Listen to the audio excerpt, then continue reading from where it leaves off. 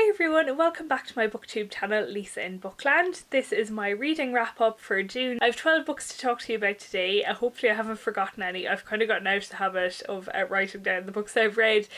Very bad, so I must start that again. I don't know how I dropped out of that because I'm afraid I've forgotten some. Anyways, it was a good reading month. I did have some days off work, which is nice. You'll have seen from my Cork reading vlog that I spent some time in Cork. I was by myself in the evenings and things, so I tended to blast through books at the evenings and weekends, which is really nice as well. Yeah, a good mix here. I was actually, of course it's still mostly historical fiction, I haven't changed, but I was just splitting them out into different eras I wanted to talk about, and there's actually a good mix for once. Isn't that something? The first one I'm going to talk about chronologically is Agincourt by Bernard Cornwell, or Agincourt.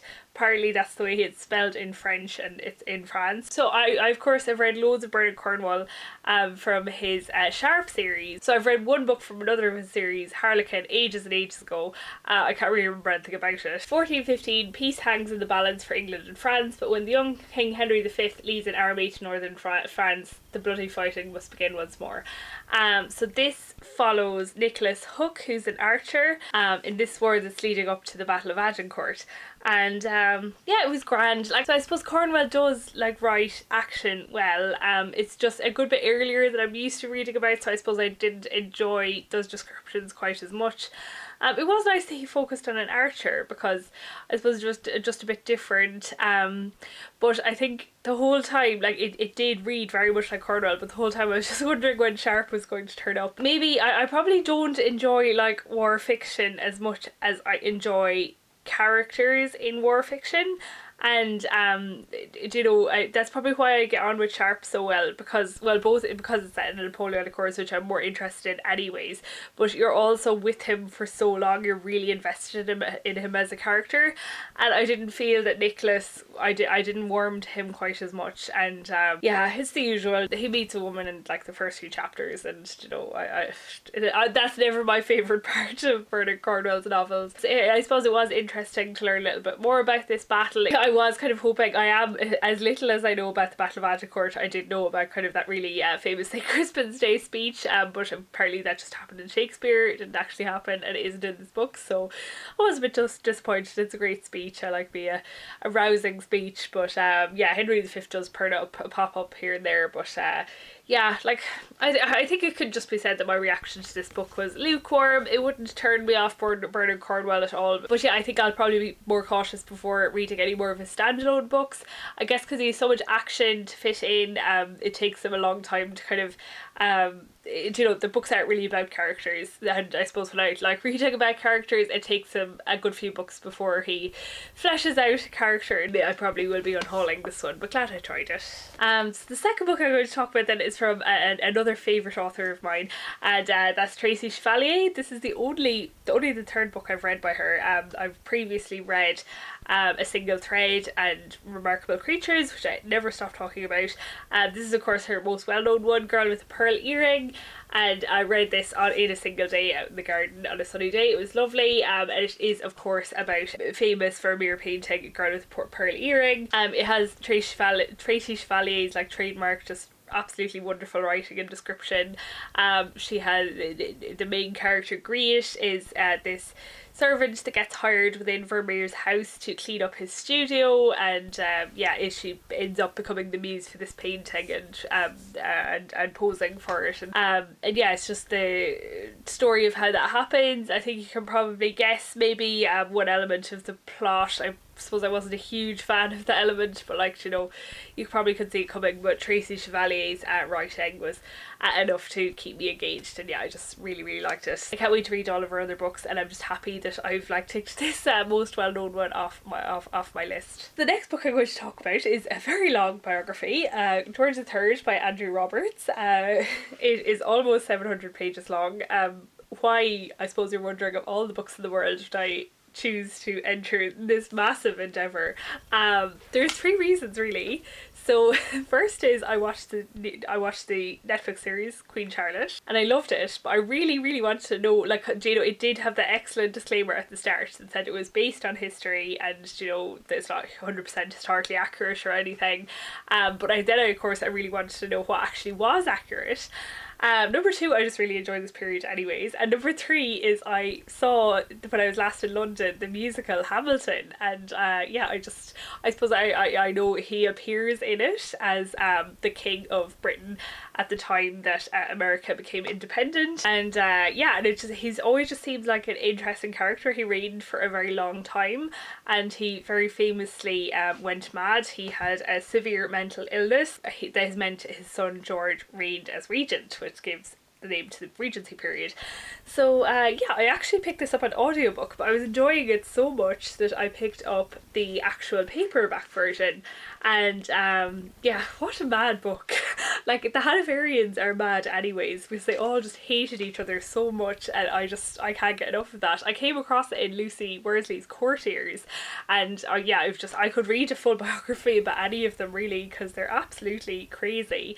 Not in the George III sense, just, I don't know, like, they all just hated each other. Who thought that a family could hate each other that much before them? There were so many characters introduced in this book that if you start like digging into biographies and non-fiction history, like, it is never ending. Like, how would you have time to read anything else or do anything else? One person who I think I would be very interested in reading a biography about would be William Pitt the Younger, both because he obviously had such an interesting political life. Like, he became Prime Minister in his early 20s, I can't remember exactly what age, but there was a lot of speculation that William Pitt actually was asexual, so I'd certainly be interested in maybe reading a little bit more about him, and it was nice to come across in June as well. But like, as well as it just being really interesting, like covering such a broad period of history, is kind of like scientific interests, the American War of Independence, which we learned a tiny bit about in school, but I know very little about really. Like, obviously, if I wanted to learn fully about the American War of Independence, I should read a book about the American War of Independence, not about George III. But obviously a huge amount of this book does cover it, and it's shaped probably people's opinions of him a lot. And then finally, just like his descent into madness and the various theories behind that and when it happened and who knew about it. Just really interesting stuff. But what made this book so entertaining, I read this book on audiobook, like I said, and it was read by Philip Stevens, and he was such a good narrator. Like, some people might hate it, but he puts on all the accents. He tries to give George III a special accent, and all of his different all of the women probably get slightly, I don't know, high voices, and then the American accents he tries with an Irish accent. Like, you know, I'm not offended. It made it just so entertaining.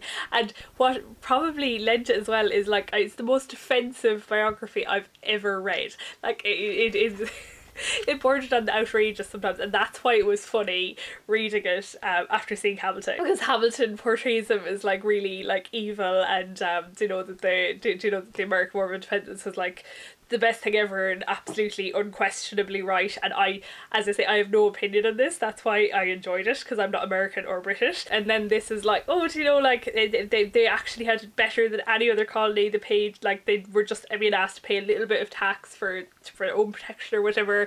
And like, you know, the American Revolution was completely an overreaction at that point, even though it probably be independent inevitably at some stage or something. Like, that's completely oversimplifying it, but like really, and then he'd interject at many periods and be like, this is what people have said about George III for 100 years and they're all wrong, and this is why they're wrong. And then another paragraph of history would be like, yeah, and see, that proves they're wrong again. And another part, yeah, no, they're wrong there, look, see how much evidence this shows that they were wrong. Not just about the Americans, but about like everything. Apparently it's been said that he's not very bright, or that he was very power hungry and tried to really increase the powers of the monarch, and here it'd be like, oh, but this should show that he actually tried to keep the powers of the monarch the same, or this is why he really respects the government, or that kind of thing. But yeah, it was just such an entertaining. I was really surprised by how much I enjoyed this biography. Like, of course, the amount of information in it, it's probably most of it has gone out of my head again. But yeah, I did think that the American War of Independence part was really good. It did teach me a lot. Obviously, I should go and seek an American version of the American War of Independence now, but yeah, it's not on my, it's not on my near future TBR, but hopefully I will go to America at some stage, and that's probably when I will do that. Also, obviously, the discussion of his mental illness and what it could have been and what it couldn't have been and what it's been interpreted as over the years was brilliant, and also really interesting discussion on. He probably had a episode like about 20 years or something before the main ones that are documented, and you know, the evidence behind that. So yeah, just really, really good. I know that Andrew Roberts has written biographies of other figures as well.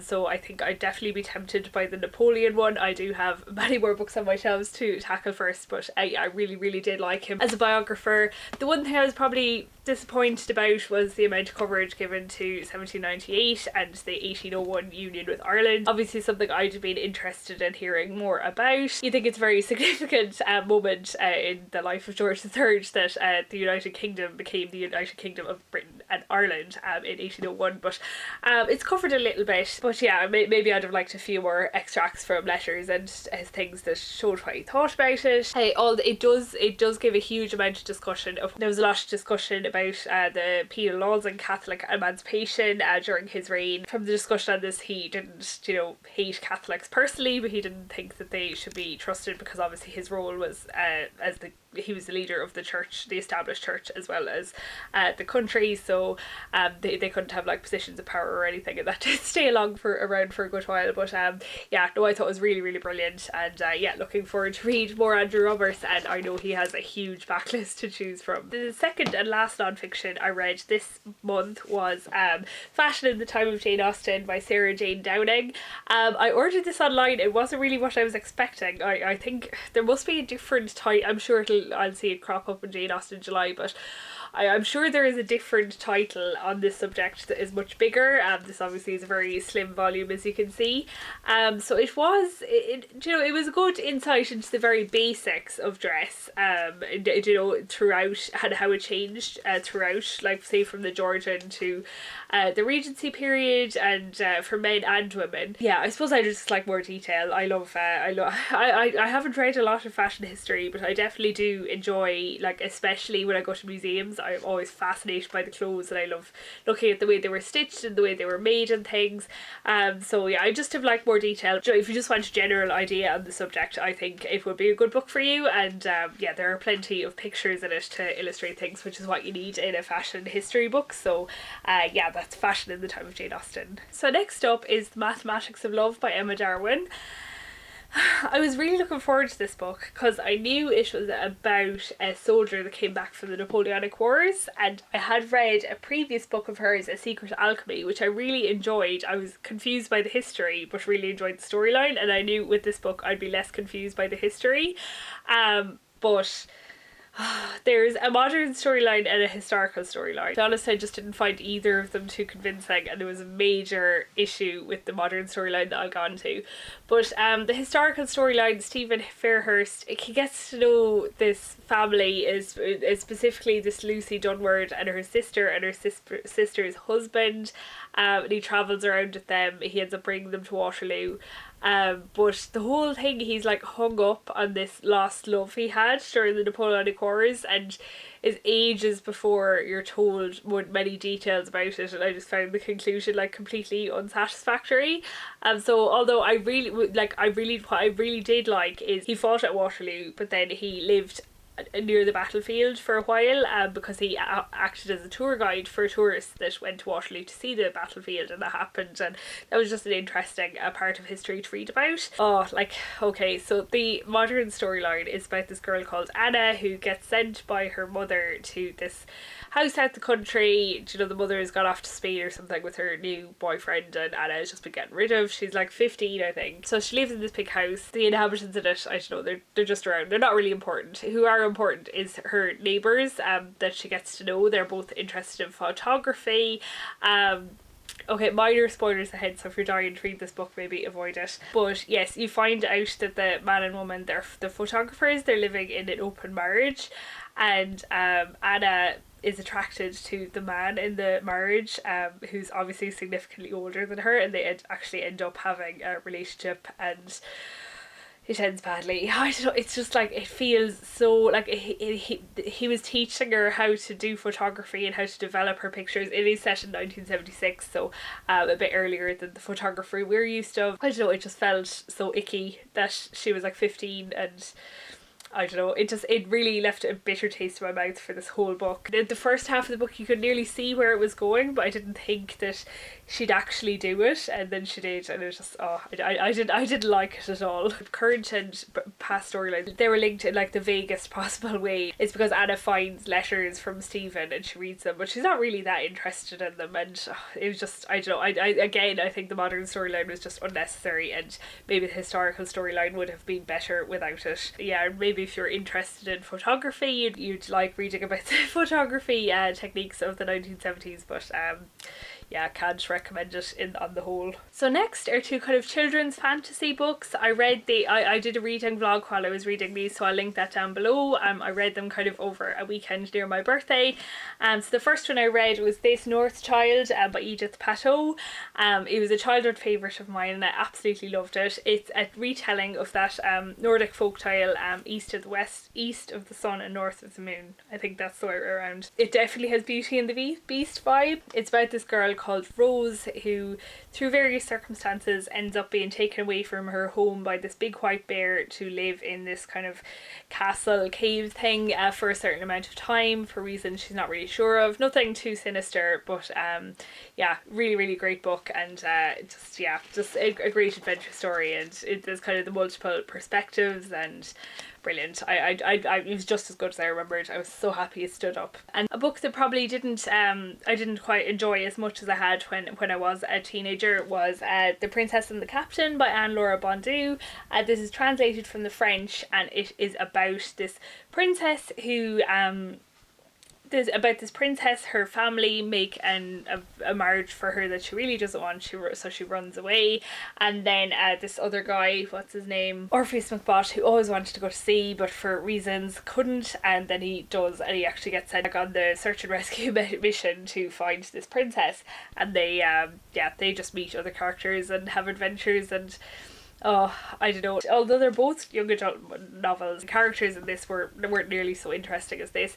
There was many more characters. I found Malfa the princess like a little bit too much of a damsel in distress, and yeah, just quite like it's very much an adventure novel, and it's about where they go and the scrapes they get into rather than like real character stuff, and yeah, I probably like there are probably better novels out there. It's very much kind of like Prince Caspian, but I haven't read Prince Caspian in a while. I'd be interested to know whether I'd prefer it than this, but we'll have to see. So on to the only classic that I read this month, and that is Framley Parsonage by Anthony Trollope. This is the fourth book in the Chronicles of Barsetshire series, and I really loved it. I think I probably loved it the same amount as Dr. Thorne. It's kind of strange because I think I liked some of the characters about Dr. Thorne, namely Dr. Thorne, more in Dr. Thorne, but this probably had a better plot. Like I said in my review of Dr. Thorne, I think you could see exactly where the plot of that novel was going. There was just more twists and turns. One of my favourite things about this book is the main character is this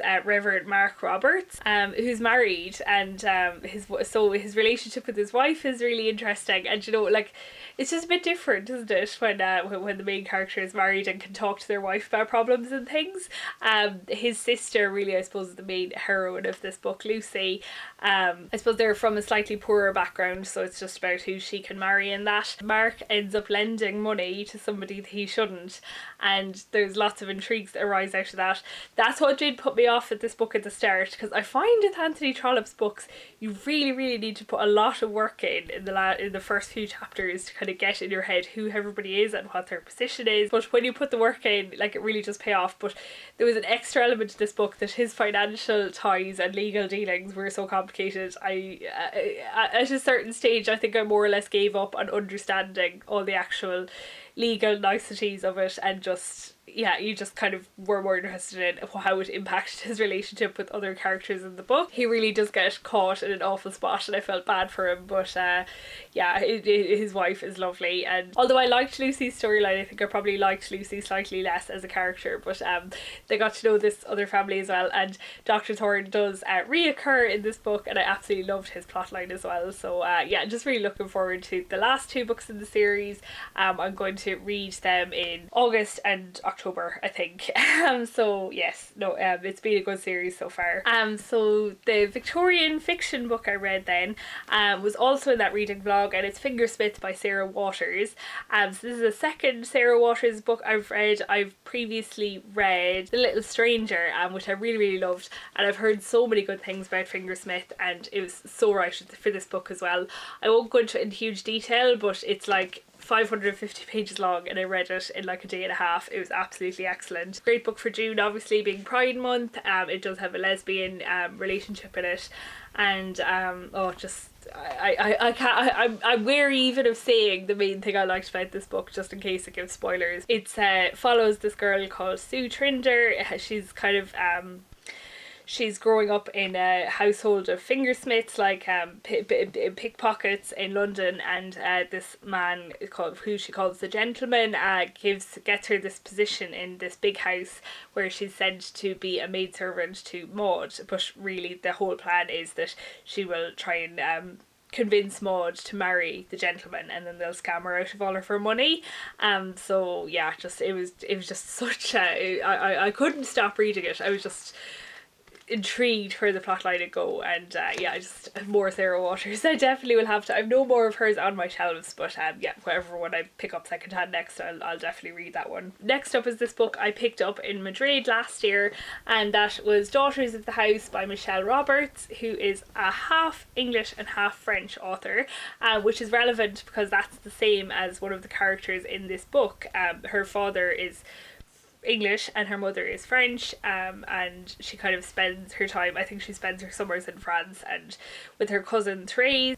I think she goes to school in England. This book is quite literary. It's about these 2 cousins, so the half English half French one is Leonie, and then the other cousin is Tracey, and you know from the start that Tracey has grown up and she's been in a convent, in an enclosed convent, and she was always kind of the good child.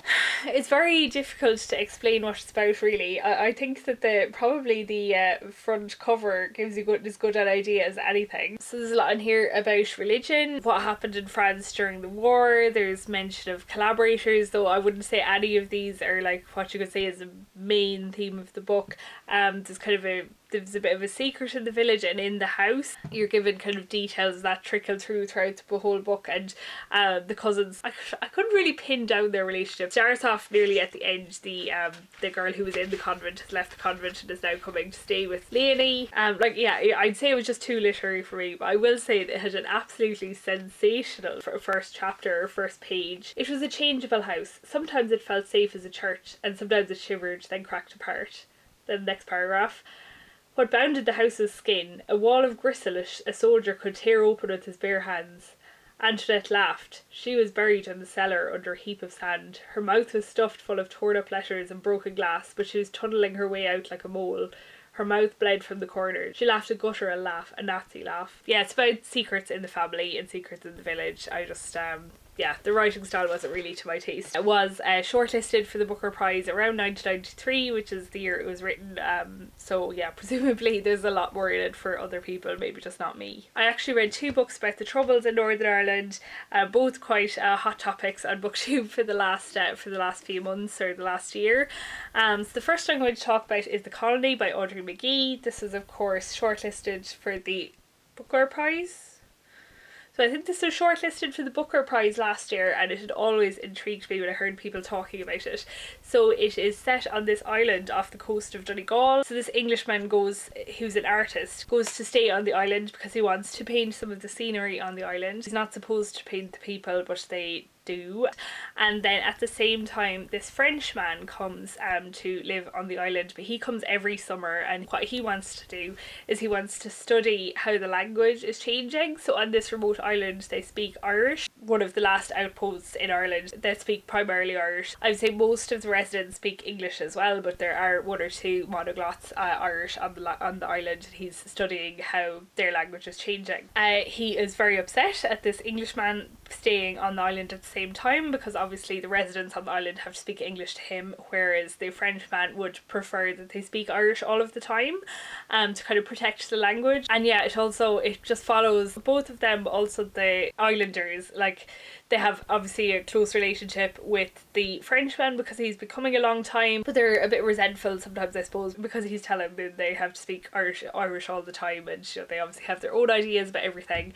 And it's like there's memorably, I suppose, this boy becomes very interested in painting, and the Englishman takes him under his wing, but there's kind of mixed things about that as well. And like, yeah, I think this just shows, like, it's very prevalent with the book that I'm actually reading at the moment as well. If I can deal with a literary book or a book that's more difficult to read if it's a subject I suppose I'm interested in, especially if it's an Irish subject rather than maybe something that I'm maybe less familiar with, like this. Maybe if this was about an Irish experience, about an experience of the War of Independence, say, I probably just find it more interesting. So I think that's a lesson I've learned about myself for literary fiction. But yeah, I really enjoyed this, even though it was a hard read at sometimes. Oh my god, the end. But then why I said it was about the Troubles, I suppose it's on the island is kind of timeless really, because they don't have running water or electricity. It's a very remote community, so they're the long chapters, let's say, even though there's no chapter numbers. And then between the chapters there's these little snippets of stories of victims from the Troubles on both sides, just these little jerks of violence that you get in the midst of all the main story. And it does start to bleed into the story at the second half of the book, that the characters on the island will be listening to news about this on the radio or whatever. So yeah, just loads to think on really. Like, I suppose not the most massive like beginning, middle and end story ever, but I found it really interesting, different than a lot of other things I've read. So the other book about the Troubles, more directly I suppose, is The Fabulous Trespassers by Louise Kennedy. This is a book that was nominated for the Women's Prize for Fiction, and I just thought it was absolutely brilliant. So I also covered this in my reading vlog, which I'll put down below, but it's about Cushla, this teacher that teaches in a primary school in the Troubles, and sometimes she works in her brother's pub, and she ends up meeting this married Protestant man who she begins an affair with. It's just about, I suppose, her trying to live her life, both in this complicated affair she has with Michael, but also just throughout the Troubles and the things that her students at school have to deal with, the things that are happening in the city that she lives. And if you want more details, maybe go to my reading vlog, but I just thought it was absolutely brilliant. It's only the third book I've read about the Troubles, so it was excellent and balanced, and yeah, just a brilliant book. And the final book then that I'm going to talk about is actually for my in-person book club, and that is The People on Platform 5 by Claire Pooley.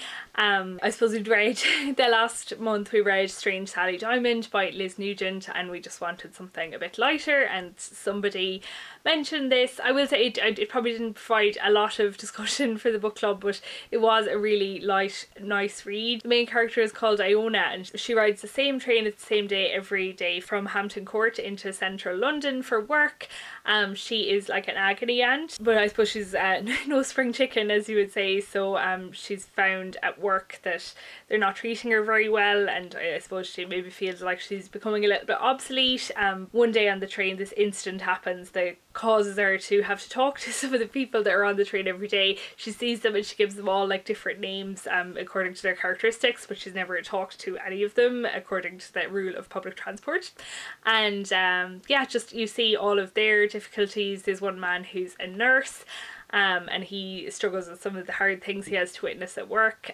There's a guy that looks like he's having a really high-flying job in London, but maybe he has some difficulties that she doesn't know, that nobody knows about. And yeah, just the way they become connected and help each other out. It was just really cozy. It was a really good book to read for June as well. No more than Fingersmith, because Iona was married to a woman, and I suppose that she talks a lot about how it was like to be gay in like the 1960s, 1970s, and how her and her wife were kind of icons, and yeah, how they campaigned for marriage equality and all that, which is really nice to see. So yeah, it was just a fun book with some twists and some sad twists that you didn't really expect as well. So if you're just looking for a like light read, I'd recommend it. So I'm coming to you now from the next day because I actually did forget a book I read, which is typical. So I'm actually coming to you from the next day because I actually did forget to mention a book, which is typical.